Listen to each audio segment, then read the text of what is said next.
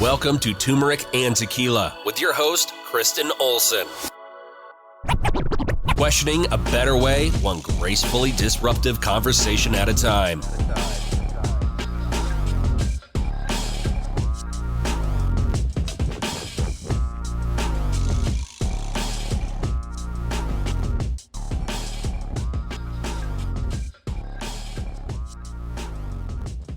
Welcome to Turmeric and Tequila. I'm so excited to be here today. As always, we have a repeat guest, which if you listen to TNT, you know we do not do this very much. So this says a lot if we're bringing back one of our varsity humans to talk about not only what they probably touched on prior, but a whole new angle on what they've got going on. And that's what we've got today with Dr. Greg Stewart. Before I read his bio, I want to give a little love to our sponsors, Colorado Clownfish Swim School. They believe in swim lessons and water safety training for all ages, and life skills are through sports are their bread and butter. So go waterproof your family today. They're doing tons of specials and Black Friday things for the holidays, so go check them out. And our very own Declan James watches. They are local and veteran owned, with 10% of all their proceeds going back to the Navy SEAL Foundation, to local businesses. Go get them.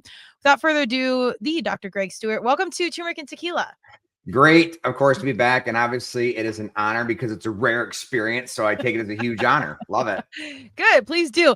Even though you're second time around, I'm going to read your bio just because it's so deeply impressive and such perfect ethos for your books and this third iteration, I3 for leaders specifically. Obviously, we focus on leaders in Turmeric and Tequila, but let's give your details. Dr. Greg Stewart is a full-time telehealth counselor, executive coach, and consultant. He has a BA in organizational leadership, a Master of Divinity, MA in counseling, and a PhD in counselor education and supervision. His dissertation was the relationship of emotional intelligence to job satisfaction and organizational commitment. He is the author of I3, Unlock the Inner Strength Behind Your Negative Emotions, and two other books. The third one is the one we're going to talk about today. But I feel like we need you coming on to 2025 now with the world on fire and so many angles more than ever. Would you agree? Yeah. It's crazy. Yeah. It is. And what I like about our conversation prior, and I think things we just organically touch on, is personal responsibility. Like, how are we figuring out ourselves, our own emotions, our intentional humans that are like, oh, okay, what can I control? What can I change about me if I can't change the world directly? And how do we lean into that? Right. Well, the big picture theme, like all three books, the major theme is the negative emotions. And especially in light of what we're all experiencing, again, the key is first that negative emotions are not bad, but we are experiencing obviously an epidemic of an inflation of negative emotions. And the biggest thing I want to help people is to take the power away from the environment. Yeah. And then with the IQ for Leaders book, though, it's a little bit different, where you actually want to unleash the negative emotions, because as far as leadership, against the obstacles of you becoming more, and when it comes to mission, vision, destiny, calling, and purpose. So it's a little bit different in the Leaders book, but we've got to deal with these negative emotions in our culture for sure. Absolutely. And usually on TNT, I ask about your young self and how things are in the stars early. But since we've done that, I do want to dive right in, particularly because we are coming on to a new year. We've got midterms with our government. This isn't a political conversation, but it's a conversation for leaders in family, leaders in businesses, leaders at the gym, influencers. This leadership conversation and how we're modeling our behavior is really, I think, more important than ever. And how we navigate our emotions when we have conflict with leaders in power where we can't control it. I'll let you take the lead here. Where do you want to start on sharing the book, but sharing what's most important for us and our listeners right now, given the circumstance of our world? Right. So I figured like the best way, like even just like on a leadership basis to every basis, especially as we're going, into 2026, that the best way we can actually find unity is to talk about, let's say, emotional goals. So real quick, everything that we do is trying to achieve an emotional goal. We want to feel something, anything from the micro emotional goal of I am thirsty, I don't want to feel thirsty, but if we frame it that way, but to the macro emotional goals of quality of life as evidenced by standard of living, but living our values and fulfilling like destiny, calling, and purpose. And if in conflict, like we just separate the emotional goal from the path we take, because where actually all these fights and anger, all that have to do not with the emotional goal, but with the paths. The emotional goal is like, we want everybody to feel successful, feel accepted, significant, secure, safe, right? Validated. Everybody wants everybody to feel those emotional goals. So if we just begin there, right? So we want everybody to feel safe, okay? We want everybody to feel successful, to feel significant, to have value and worth. Those are all feelings. Like me feeling like I have value. Well, I just said it. Feeling like I have value. Everybody wants everybody else to feel that. So if we can all agree on the emotional goals and separate, because what we're experiencing is if we disagree with the path, like you argue against my path, let's say politically, I'm automatically assuming you're disagreeing with my emotional goal, which that's what charges everybody. So I think honestly, in all realms, that we have to begin on that we all agree that I want you to feel value, worth. I want you to feel love. I want you to feel significant, and all those beautiful words. I absolutely. Now let's talk about, and I talk about the path, the most rational, healthy, wise, and right way to get there. So I think just that's the foundation of frankly everything from my individual book, couples book, and the leadership book. Begin there. That's the key. Okay. I like emotional goals. That's huge. I actually, I think that's the best way to start. Like if you're a new coach, a new parent, new to a marriage, a new boss, or maybe not new, you want to do something new, is just starting with that. Like that right there levels the playing field in all capacities. Cause I do think most people want to facilitate a safe space. That's certainly a goal with Turmeric and Tequila, where you can show up and say anything, whether we agree or disagree or whatever it is facilitate that safe space. So putting that out loud is really beautiful and really, I think, lets down the walls. Right. So like with leadership, if, boss and employee, that both of us want to feel like I want to tell my boss if there's conflict, look, I want you to feel like you have an employee that will kick butt and take names, that you don't have to worry about me. Right. And the boss can say, I want you to feel like I've got your back. Right. So it doesn't matter what it's now. The way we get there, like boss, the way to have you that I've got you back in the sense of, I need this, because when you do this, it's not okay. I don't feel like you've got my back when you do this path, right? So then we can say, okay, that makes sense. And I use rational, healthy, wise, and right. So in organizations, in teams, I want us to have synergy. Synergy is a feeling, right? It's a popular word. So we all want to feel synergy. So what are the obstacles to feeling that synergy? And let's talk about that. It's like when you don't come to me when you know I have an area expertise, right? It's definitely officially your lane. But when you don't come to me and it's obvious among our team that I'm good at this, then I wonder why. Why are you not taking the path to come to me? So it just plays out in so many different ways. But how can we experience, because the synergy, the energy, the feeling, that it's like, it's an old book. I'm dating myself here, but Franklin Covey, The 7 Habits of Highly Effective People. Well, his son wrote a book called The Speed of Trust. And it was actually a few years after 9/11.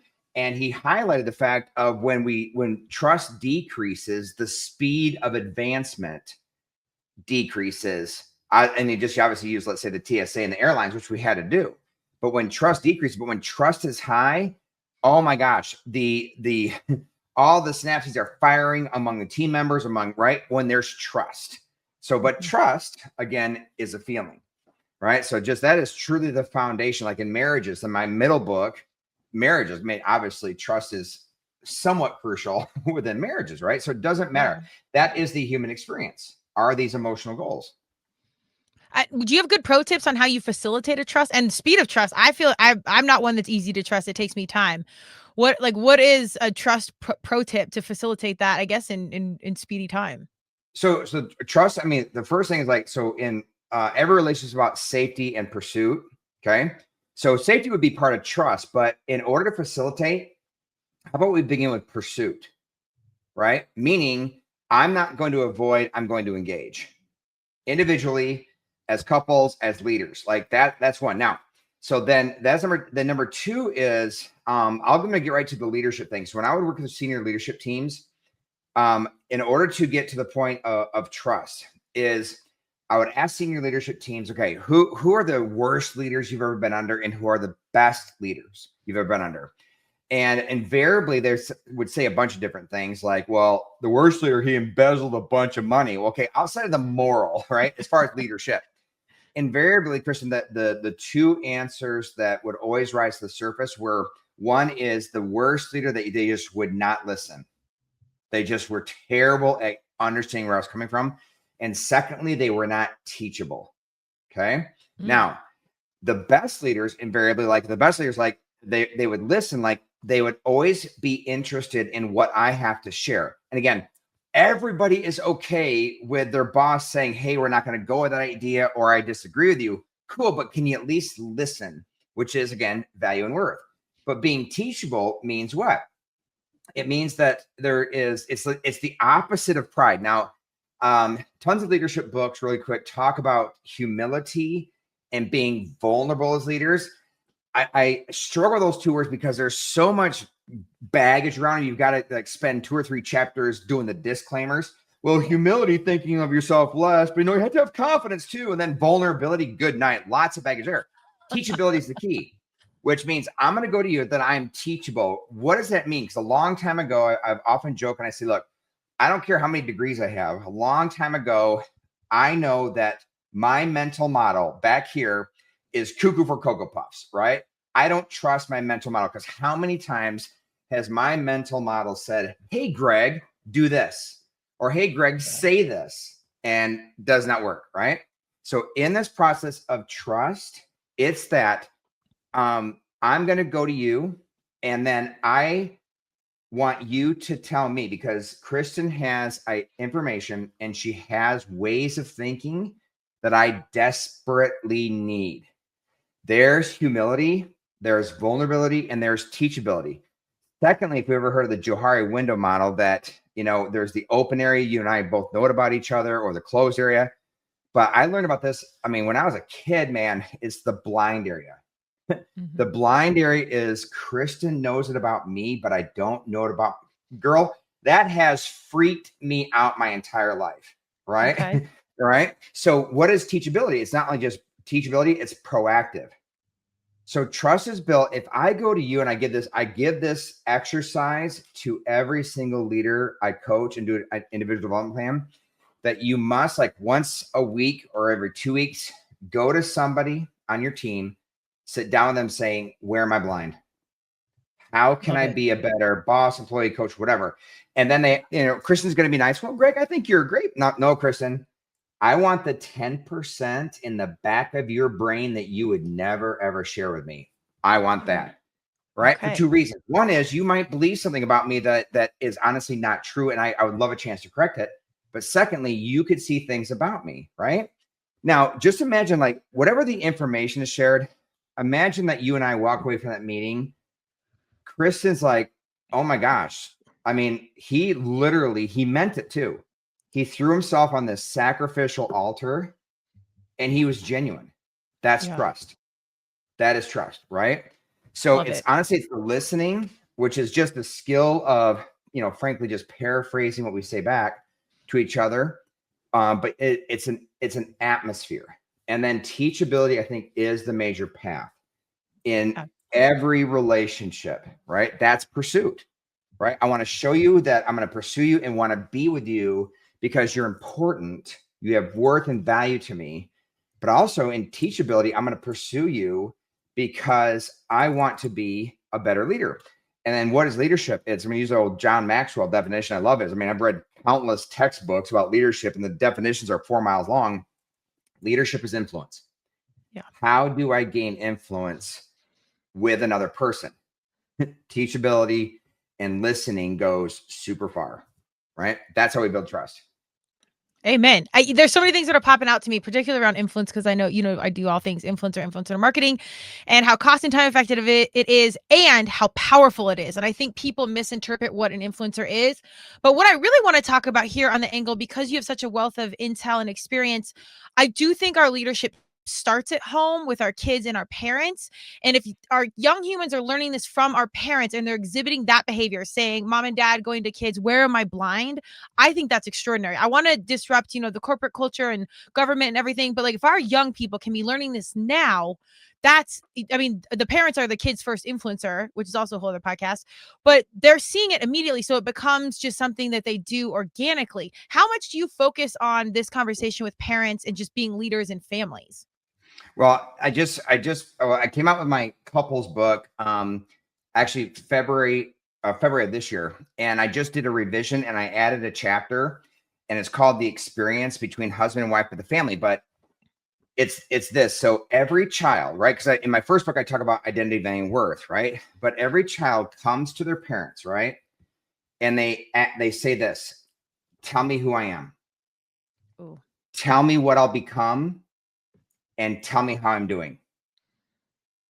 Every child, it's unavoidable. Every human's experience is tell me who I am, tell me what I'll become, and tell me how I'm doing in the process. Because a child, every one of us, we feel insecure, we blow it, we make mistakes, but it's in the answering of those three questions. And then also the parents doing teachability themselves. Because I joke in my book, I say, well, are you a good parent? Just to whomever. Yeah, I think I'm pretty good. Have you ever asked your children how you can be a better parent? Right? Yeah, that's See, scary it's that though. teachability, right? But in those questions, if we understand from our children, those three components, and there's so much there, like tell me who I am, right? Identity. Well, there's facts, there's also value, where tell me what I'll become. Well, that is a coaching process based upon skills, based upon their life experiences, and tell me how I'm doing. And then the father answering those questions and the mother, both parents answer those questions, but they answer them in a different nuance according to like their own personal like values. Like a father's like, hey, I'm so sorry you scraped your knee, get your homework done. Versus a mom, she just has a different experience in the home. She's much more involved in the emotional aspect of it, but they're both needed, right? So that's where I talk about, grace and truth, the balance. Both goals must be achieved. So grace and empathy without truth and boundaries is enablement, right? So they feel good, but they're enabled in their dysfunction junction. But truth and boundaries without grace and empathy is toxic. Okay. So in like, even in some statement of truth, it's like, Kristen, I think you are awesome. You're incredible. However, hey, this has to change, right? But I'm with you. So I call it the grace, truth, grace sandwich. And it's really in the how that even when truth is spoken, it can be received with support, like of commitment, safety, and pursuit, right? So I don't know if I'm answering specifically your question. If not, then take me down Absolutely. the road here. No, I love all this because it's all applicable at the end of the day. And like, you're so perfect for our audience because we deal with influencers, leaders, intentional humans. Like, this covers all the bases and it's applicable, like we said, government, job, whatever. But I care about family and our young people. And I would love, instead of us having this conversation at our age and we're learning it or whatever, our kiddos already are learning it at 0 years old and it's being modeled for them. So that's what I really care about, because I think these are human survival skills at this point, and we need better leaders across the board. So it all answers the right questions. And I love that you bleed it. We touched on the first cast, but I want you to share a little bit of this. Why do you care so much about this? Like, how did you get into these, I'll say rabbit holes, but the wealth of intel on different organization, leadership, emotions? Like, why does this matter to you? Well, it's like, so I'm going to say, go to the end and come backwards. So whenever I help somebody develop their mission statement, every single time, like I can't say how many leaders have come to me in their 30s, like your 40s, midlife crisis time, and say, man, I'm successful, but there's something missing. Well, it's purpose, mission. My point is that whenever I help somebody develop their mission statement, it always comes from life experiences. Okay. So I always, my story is like, as a kid, I'm from Michigan originally, so go blue, right? But I became a Christian, junior church, like a lot of us went to church as kids, but my parents were going to church, which meant I could go to church. But here's one, is I did the hardy teen years and suffered the consequences from those years. So it was from that interchange of having an incredible blast, but just ruining my life, that paradox, right? So I recommitted my life to Christ, and then I wanted to go in the ministry because of what God did for me. But then I went on a missions trip in South America, spent 10 weeks in the second poorest country in this hemisphere, Guyana. Well, that's going to impact, like, why is America so wealthy and Guyana so poor, right? Then I went to a Bible Institute and I came back and I became a youth pastor. But it was back in the day when, a lot of us had 160 credit hours, but no degree. So a college was offering the night programs, like adult programs to knock out your bachelor's degree. So I just happened, the only one they offered was in organizational leadership. And I loved it, but I wanted to get on a seminary. So I started seminary, the Greek, Hebrew, theology stuff. But my first semester in seminary, I took philosophy of counseling. And it was it wasn't just the information. It was just the wealth of knowledge and the understanding of the human being. It was life-changing. So I immediately mapped out a dual master's. Then in between those degrees, I got my MDiv in 3 years. And then in the year 2000, I came across the book Emotional Intelligence by Daniel Goleman, right? And just, again, life-changing. And then at the same time, I started teaching as an adjunct professor in all the organizational leadership courses I took in my undergrad. And then I fell in love with leadership and influence. Because as a pastor, right? So just with counseling, it's like, oh my gosh, and then I, of course, would work with people who, on the spectrum, I say -10 to +10, right? So I say -10 to 0 is counseling, where the emotions are getting in the way of everyday living, right? But then we get to 0, but then it's helping people become as powerful as they can be, right? That's where coaching is.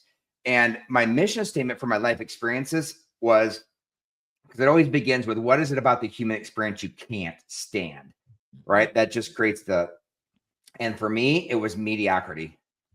I cannot stand mediocrity. People saying, good enough, right? Yeah. And that's what kind of developed the whole pattern, that people want to be powerful, but they're trapped in their negative emotions. And people want to be powerful, but they don't know how to get there, right? So then I went to get my PhD and then did my dissertation on emotional intelligence and so on. And then it kind of just took off from there. So I care so much because this world, like we began with, this world is in pain. People are in pain. And when it comes down to it, then I just stepped back and said, well, it's like one of my favorite questions I like asking clients is this. I can ask you, Kristen. So what is the one question you want, if you could go to yourself on your deathbed, what's the one question you would ask yourself when you're on your deathbed, right? Right? So at the end of, what does everybody say, right? It's at the end of life when we're, doing the whole sucking on oxygen, nobody says, I wish I'd have spent more time at the office. Right. Even though I love, organizations and everything, it's legacy and relationships, right? The question I want to ask myself is, I already thought about it, of course, is what is the one lie I believed that if I would have believed the exact opposite and had it integrated in my heart would have changed my life the most? That's the question I want to ask myself when I'm on my deathbed, right? Because it's those things that's internal. So going to my leadership book, when you think of leadership, like, oh, cool, I want to read a leadership book to learn how to influence people. My entire leadership book is based upon, because the subtitle is Unleash the Rage of Negative Emotions Against the Obstacles of Becoming More, because you cannot impart what you do not possess. Your leadership and your level of influence has to begin with you leading you and overcoming those internal obstacles, everywhere from like hitting the snooze button 7 times, as everybody does that kind of thing, to truly going in deep into your own heart and realizing the obstacles to your own identity. Because what do we know? People do not leave organizations, they leave supervisors. That supervisor is, what's their deal? What is their deal? It is something deeper that's going on that they're not willing to face. So you have, if you're truly going to influence, because another quote I have is, leaders overcome obstacles everyone else only wish they could overcome. That's what makes them leaders. Yep. You've gone to people, I've gone to people and said, listen, I want to be around you. There's something about you, whoever it is, that they overcame internal things and external, but internal, like the obstacles. And we wanted to learn from them. That is influence because they beat life. So that's where it begins with how do we actually, and there's certainly techniques on how to, do relationships and different things that we can learn, but it really comes down to the true influence is resiliency and emotional intelligence to overcome those internal obstacles. You can't overcome, you can't be a master interpersonally until you become a master intrapersonally inside of you. Hey, so many gems. This is why I love having you on, because you hit it fire. And the reason, thank you for resharing the why and the purpose.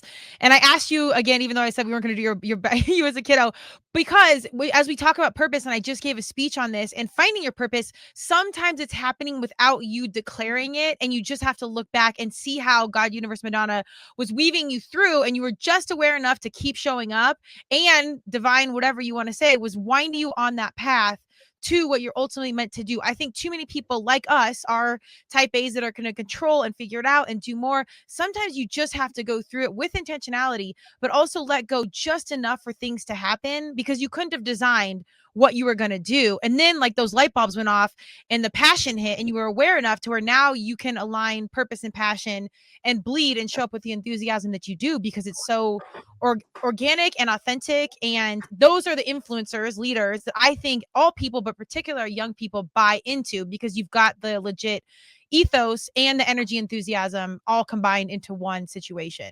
Right. And I'm going to quickly share this part of my story, because obviously, I'm so grateful for the degrees and the success. But one thing I want to point out is my own failure, because what catapulted this whole like journey of the greatest period of growth in my life is, so I left my church that I got, was a pastor at, and then was working at another church, and I ended up having an emotional affair with a gal that we didn't do anything physically, but it was totally inappropriate. And I was a pastor and a marriage counselor. And that went on for 6 months. And then from that failure, I was a pastor and a marriage counselor, and I lost all integrity. And I had to do a really deep dive, Christian, into not just like, so all that cool knowledge I get from my PhD and stuff, it fell apart because it came from my heart that there was an issue in my heart, insecurities, right? My own value and worth. And that's where, like, my first book of Unlock the Inner Strength Behind Your Negative Emotions, that I say we have got to, like, on the deeper stuff, on the negative side of the number line, we have to walk into those negative emotions. And it's not just releasing, taking the power out of the environment. We have to walk into our own negative emotions, because it's in our negative emotions, whether we experience trauma or whatever, we walk into them and through them, because on the other side is where I can say, oh my gosh, I am stronger than I've ever been. I, of course, wouldn't wish that upon anybody, but I'm stronger now than I've ever been. Yeah. I'm more at peace, but I would not let myself off the hook. You do not let yourself off the hook, because one statement I make is all negative emotion is exposing something in you. So the key is you got to put down the microscope, which means you're examining other people and what they did to you or your situation. Put down the microscope and pick up the mirror. Hey. Right? Yep. That is the journey. So from all the good stuff, yes, but there's also, like, in the human heart, it doesn't matter your background or anything. In the human heart are those deeper things that we've got to walk into as well. So I just wanted to add that, Yeah, well, thank you for adding that, because that's perfect, because I do think people think they're exempt when they do have degrees or status or accomplishments, and we are never outside of the human condition. You are never removed from this human experience that we all, regardless of where you're from, what you do, money you make, etc., of where you are fallible to make mistakes, to fall into your humanness. And then that key piece is that awareness of pulling it out. What pro tips do you have, perhaps, I guess, specifically as a leader, to maintain that awareness? And not, because if you're around a lot of yes men or women and, like famous people, like, you can get away with a lot. How do you hold yourself accountable? How do you maintain the awareness on yourself? So 2 things I would say this, that one thing I've noticed is, because I had a falling out with my own leader, that when everybody is alone, right, and there's nobody else around, there's no all the defensive mechanisms around, it's when you're alone, I'm just going to take a leap of faith and say, don't you? right? Mhm. So negative emotions just in our day-to-day experience, right? First, the negative emotions and how to handle them. But when emotions get inflated, because we can't hide from the inflation. Like if you do something and on a scale of 1 to 10, honestly, the impact of it's like a 1, right? But man, I'm at a 6, 7, or 8, right? Why am I so inflated? So it's a combination of being aware of that inflation. Why am I so angry with my kids or with my wife? Why am I so like not at peace with this? Now, when I go to the company or I'm in leadership, right? And you should, like, you can't let that all spill out. But those two things, the inflation of the negative emotions that's existing in here, and that when you're all alone, can you be alone for a period of time and just sit with you and then address those inflation of negative emotions? I mean, just that alone, imagine that experience, right? Yeah. That's Yeah. where it begins. Being still is so much harder than being busy and sitting there and wanting You're to right. know. And I think we You're can do right. a great job of numbing out or staying busy or watching 12 hours of Netflix or whatever. But to sit and really address things, I think is the power. And usually, in my experience, I've spent a lot of money to figure out very simple things now in retrospect. But to sit there and reflect and want to change. That has been, I think, one of the through lines I've seen as a coach, where there are people that think they want to change and there are people that like get kind of close and they don't want to go in it. But if you can just go to it, usually it's less worse than you think it's going to be, in my personal experience, however big the mountain is. Does that make sense? Yeah, of course. And that's the obstacles to becoming more. They're internal, right? Right. It's Right. it's you being teachable, again, facing truth, rational, healthy, wise, and right, and asking questions like, just keep saying to yourself, just keep repeating the phrase if you're struggling, like, you know what, Greg? The truth is, Mhm. right? Finish the Yeah. sentence. And you know what else, Greg? The truth is. If I was to be honest with myself, Greg, like I'm absolutely okay with you talking to yourself, right? If I was to be honest, because when I talked about like all negative emotions are exposing something in you, and there was a defining moment in coming up with this, and I said, okay, I would not let myself off the hook. Greg, why are you so upset? But immediately I'd start processing the people I was upset with. I'm like, no, right? What they did or whatever, fine, it's wrong. But why are you so upset? And not letting yourself off the hook. And I found out that what I struggle with is envy in Mhm. that particular instance, man. But it was like, it was freeing. It was when I would not let myself off the hook. And I would just keep saying to myself, Greg, just be honest with yourself. The truth is, dot, Mhm. dot, dot. Yeah. Right. And you Yeah. finish that sentence one after another. You almost like just dismember yourself and break yourself down and and be good. Like, I don't care how strong you are, shed a tear, man, Yeah. because you're getting to the heart, your heart. You have to care for your heart. And again, isn't it funny that we all have that feeling here? We all know that feeling in our hearts, right? As we call it that. And if we just keep saying to ourselves, it's okay, care for your heart, because the truth is. So there's your showing yourself the grace and the truth at the same time. It's powerful. Ugh. So powerful. And that's what I'm saying. It seems complicated. I'm not saying it's easy, but it's really not complicated if you just sit, ask those questions. And like you said, you'll feel it. You'll feel if it's in your gut, like power, if it's in your heart, it's love. Like you'll feel in your body where this is coming from. Yeah, that's the whole, like, we've also, like, it's simple, but it's not easy. Exactly. It's Yes. simple, Yes. but it's not easy. For sure. I think I told you after our first conversation, I had several friends reach out like in marital situations and buy your book and touted it. I don't know if I ever sent you some of their messages, which I will if I had not, but immediate impact and response, which I love. That's my favorite thing about the podcast when I see people close to me that have direct impact from my guests. That's the whole reason we're here. So if you're out there and you're listening and you're questioning these things, all 3 books of Greg's are amazing. They're not hard reads, but they're very, very clear on intel and actionable steps. What is different about this leadership book, and who is this leadership book ideal for? So the leadership, so the first 2 books go into the ickiness, like on the negative side of the number line. The leadership book is absolutely on the positive side, but it's unleashing the rage of negative emotions against the obstacles. So in one sense, it's you're doing fine, but it's dealing with that heart stuff. So I talk about, like, in the first chapter, becoming more. That's my business. But then the second chapter, I do my becoming more quotient, which is 4 things. So I simply say, okay, so tell me if you can find a book, a proverb, a quote, an article, anything on leadership that doesn't fall into one of these 4 quadrants, I'll buy you lunch. Well, I haven't spent any money yet, right? So it's 4 things real quick. IQ, right? So I just step back. What makes one human being influential over another? Well, IQ. If they have a high IQ, they're going to be, right? But we're born with that. Okay. You can't change that. But the key is this: we maximize our IQ through formal and informal education, right?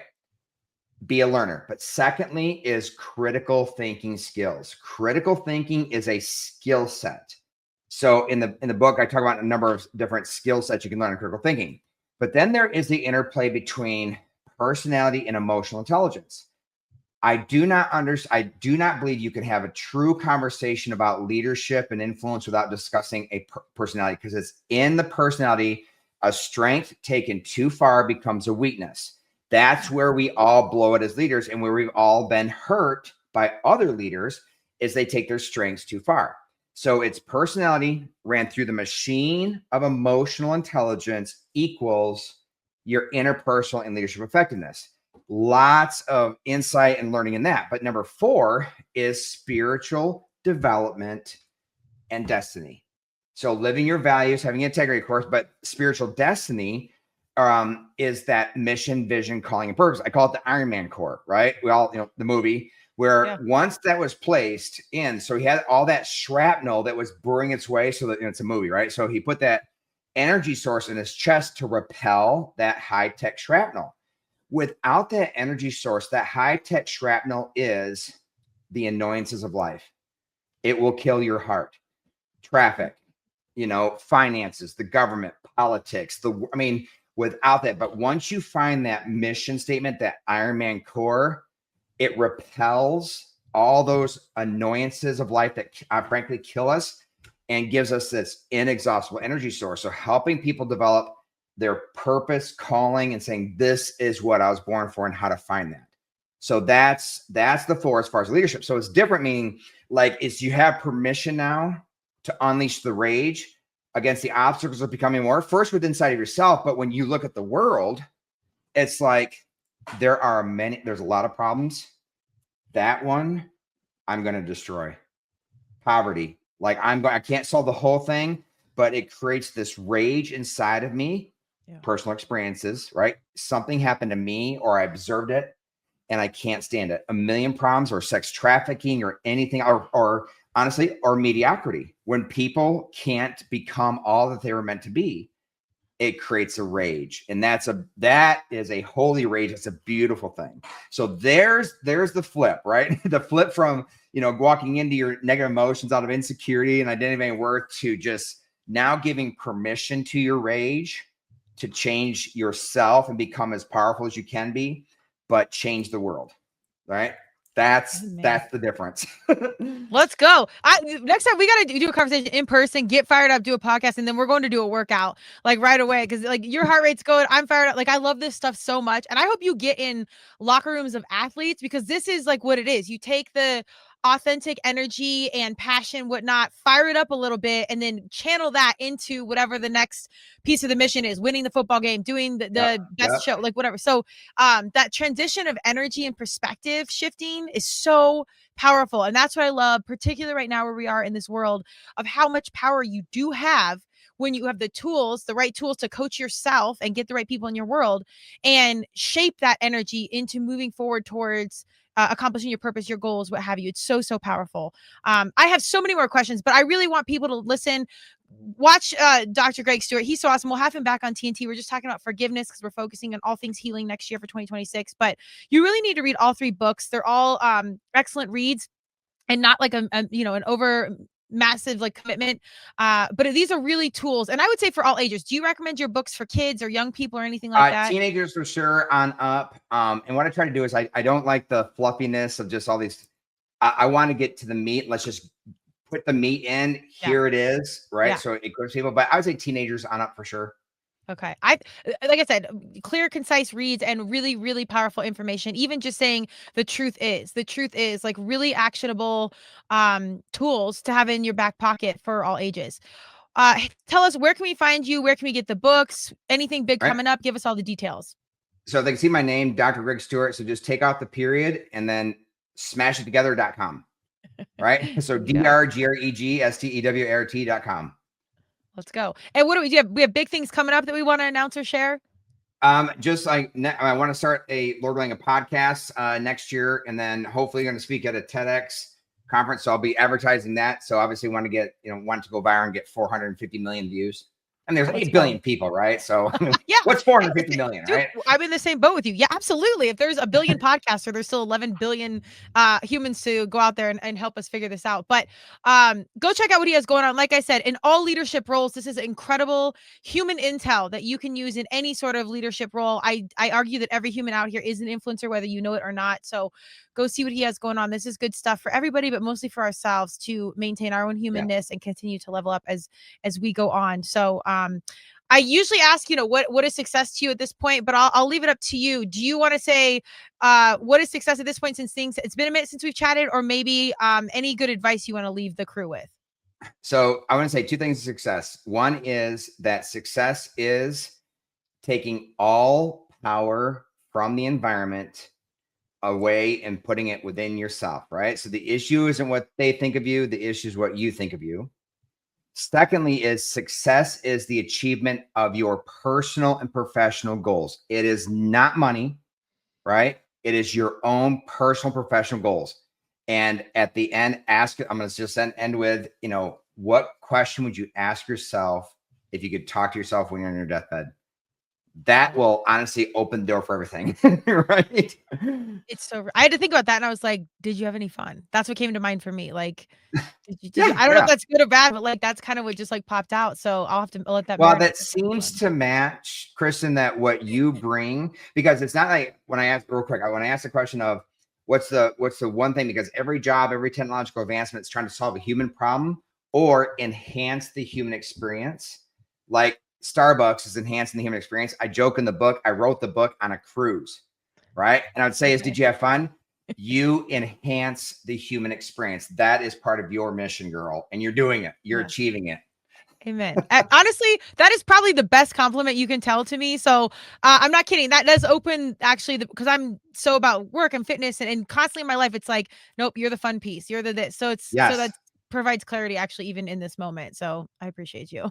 Beautiful. Yeah, it's great. Well, yes, I did have fun in this conversation. I hope you did too while we drop Intel bombs. But please go check out what Greg has going on. I'm not kidding you. It's really what we need right now in 2025 to 2026. Excellent Christmas gifts. If you have a cerebral partner, kiddo, leader, a captain of a football team or athlete, I highly recommend these human side of the leadership books. It'll put your kiddos miles ahead of the crew. I do want to give some love to our sponsors, Colorado Clownfish Swim School, swim lessons and water safety training for all ages. They believe in life skills through sports. So go waterproof your family today. Declan James watches. They are local and veteran owned. Go check them out. Dr. Greg Stewart, you can check him out at drgregstewart.com. We'll have everything in our bio. You can get us where you get your podcast. The video will be on YouTube, and we will see you soon. Thank you so much. Bless you, sister.